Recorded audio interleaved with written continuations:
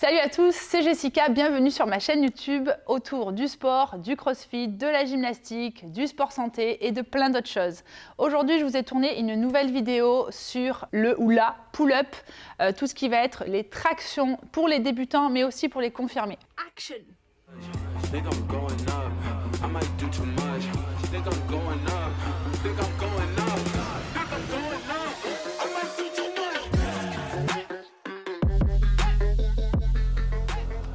Vous êtes nombreux à ne pas forcément maîtriser la traction stricte et à vouloir directement passer au keeping pull-up qu'on va voir ici.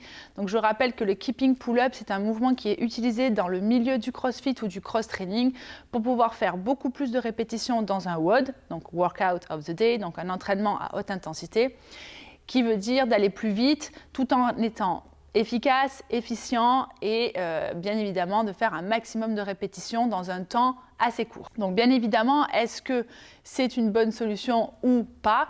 Peu importe, ce qui est sûr, c'est que si vous ne maîtrisez pas certaines bases, ça va être très compliqué pour pouvoir être capable de faire des keeping pull-up ou des butterfly. Donc, je rappelle, je vais couper mon téléphone. A few moments later. Donc si jamais vous voulez maîtriser le keeping pull-up ou même le butterfly pull-up, on en parlera dans une prochaine vidéo, mais pas tout de suite. Je vous conseille de bien évidemment maîtriser d'abord la traction stricte et ensuite de maîtriser certaines choses autour du keeping. On va parler de deux choses aujourd'hui concernant le keeping pull-up. Ça va être deux facteurs que vous devez absolument maîtriser, avoir de la force et avoir de la mobilité au niveau de la chaîne scapulaire, donc tout ce qui va être épaules et dorsaux.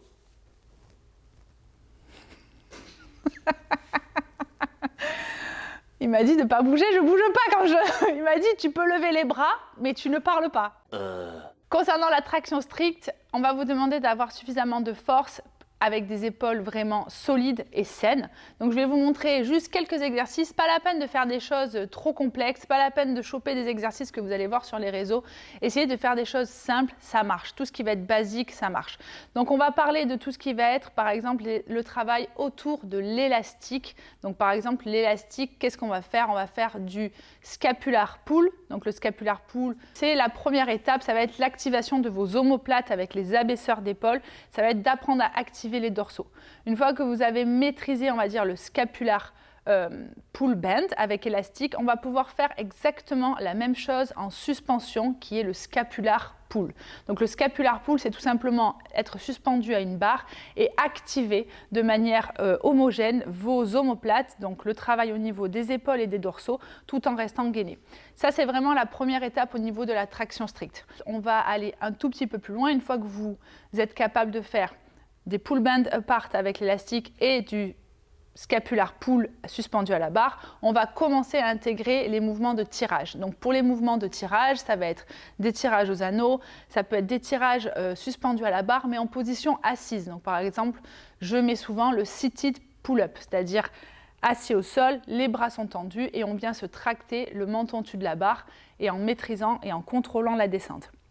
Vient ensuite bien évidemment le travail qui est excentrique. Tous les mouvements excentriques, c'est-à-dire tous les mouvements qui retiennent un geste, vont vous permettre de développer de la force. Si vous n'êtes pas capable de faire de l'excentrique, je ne vous conseille absolument pas de tenter des tractions strictes ou des keeping pull-up. Donc tout ce qui va être excentrique, ça va être tout simplement de résister et de contrôler sa descente par la force du dos et des épaules avec un centre du corps bien engagé.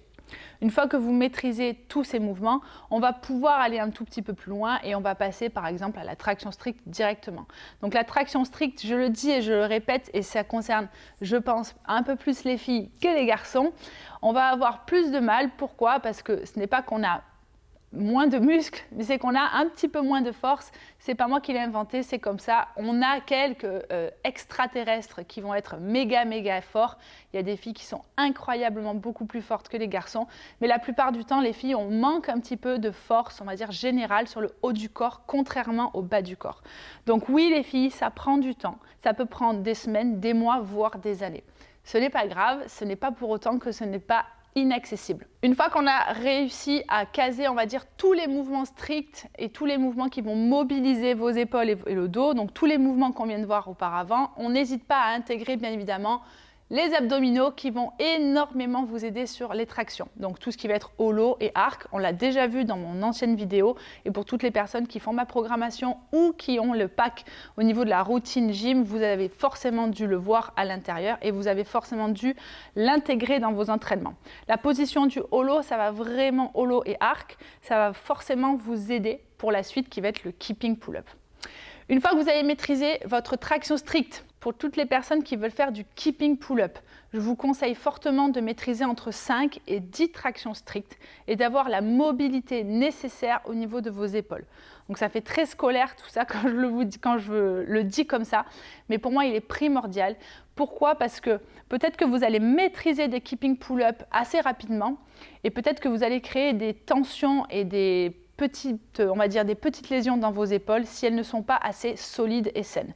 Si vous manquez de force, si vous manquez de mobilité et que vous êtes déjà capable de faire du keeping pull-up, vous allez avoir des petits soucis au niveau des épaules, non pas tout de suite, mais peut-être d'ici 2 ou 3 ans. Il arrive là.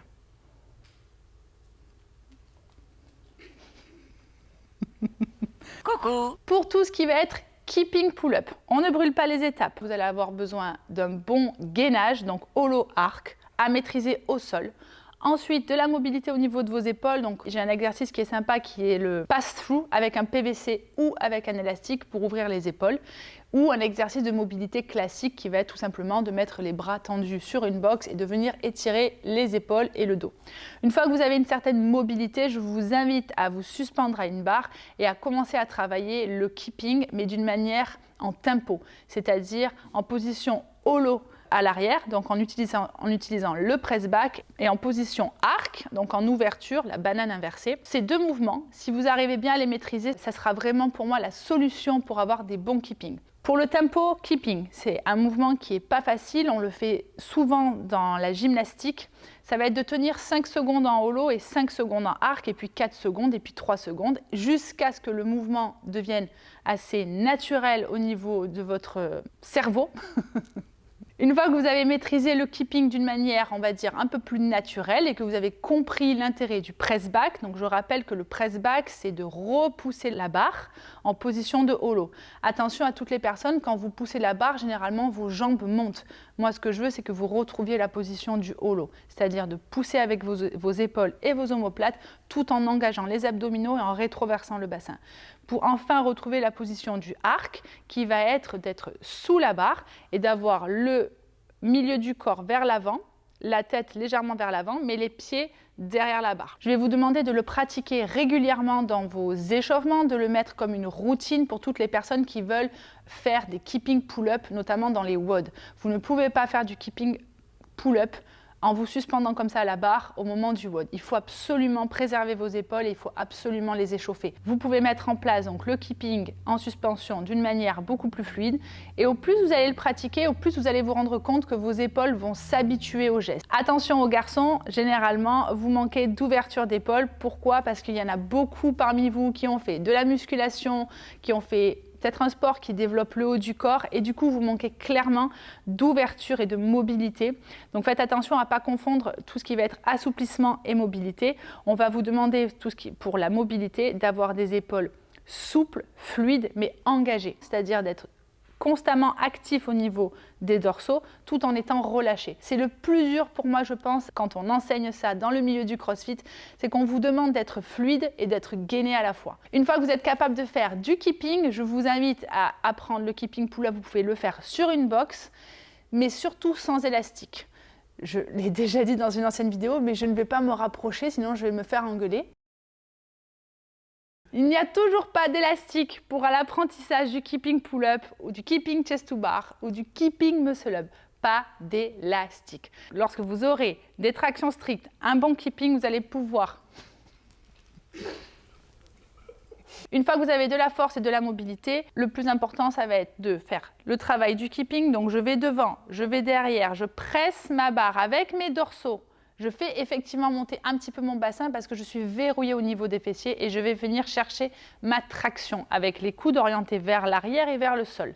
Et une fois que vous êtes en haut, il faudra tout simplement repousser la barre en position du holo redescendre en position de arc et retrouver exactement la même position que vous avez vue lors du travail technique de keeping. Lorsque vous aurez votre tout premier keeping pull-up, je pense que le plus dur, ça va être de réenchaîner derrière. Je vous invite à travailler la position une fois que vous êtes en haut. Donc, vous pouvez partir d'une box, vous sautez en position holo. Il est très important que vous gardiez la position du holo. On est en CrossFit, on est en CrossFit Gym, donc on ne va pas travailler en ouverture, mais on va travailler légèrement arrondi. Vous êtes en traction, vous tenez 2-3 secondes et vous allez apprendre à repousser la barre pour retrouver le holo. Et une fois que vous allez arriver sous la barre, repartir directement en ouverture, en arc position, pour pouvoir represser la barre derrière en position holo. Donc vous avez bien compris que tout part du holo et du arc. Je l'ai toujours dit lors de mes séminaires ou lors de mes cours de gym dans le milieu du CrossFit, la position se travaille au sol et vous ne pouvez pas apprendre des keeping pull-up en suspension. Vous allez pouvoir développer de la mobilité et de la force en commençant par le sol et ensuite en suspension en travaillant par exemple sur du tempo et ensuite de plus en plus fluide. Pour gagner dans tout ça, il vous faudra simplement de la patience. Vous ne pouvez pas vous amuser à faire du keeping tous les jours, sinon ça sera beaucoup trop traumatisant pour vos épaules. Jordan, est-ce que j'ai oublié quelque chose? Je ne vous ai pas parlé de tous les petits détails qu'on peut avoir, de par exemple avoir les fessiers contractés, avoir les abdos contractés, avoir les jambes tendues pour avoir beaucoup plus de puissance et beaucoup plus de vitesse, avoir un regard fixe, ne pas jouer avec la nuque. Il y a plein de petits détails, mais si déjà vous maîtrisez tout ce qu'on vient de voir, ça sera déjà gagné pour moi en tant que coach. Ça m'évitera d'avoir mal aux yeux quand je vais dans certains endroits et que je vois des personnes qui vont travailler avec des élastiques, qui vont tirer beaucoup trop tôt. Bref, il y a des tas de choses que vous pouvez corriger en étant autonome. Et si jamais vous êtes coach, je pense sincèrement que cette vidéo pourrait éventuellement vous aider pour apporter une plus-value à vos adhérents, à vos athlètes, à vos clients, à qui vous voulez. Bref, la conclusion, c'est faites du bien à vos épaules, s'il vous plaît. Faites étape par étape. Essayez d'être propre dans vos gestes. Ne vous traumatisez pas le corps, s'il vous plaît, pour pouvoir faire du sport très longtemps. Et je vous souhaite de faire des keeping pull-up toute votre vie. Non, le keeping pull-up n'est pas traumatisant à partir du moment où vous avez de la force, vous avez une bonne mobilité au niveau du dos et des épaules et où vous avez compris le geste au niveau mécanique. N'hésitez pas à me dire en commentaire si vous avez d'autres sujets en tête que vous souhaitez que je traite. Manu chez moi, on vous dit à très vite. N'oubliez pas de vous abonner. Au plus j'ai des abonnés, au plus je pourrai faire des cours en live un jour, qui sait. Mais pour ça, abonnez-vous et à très vite.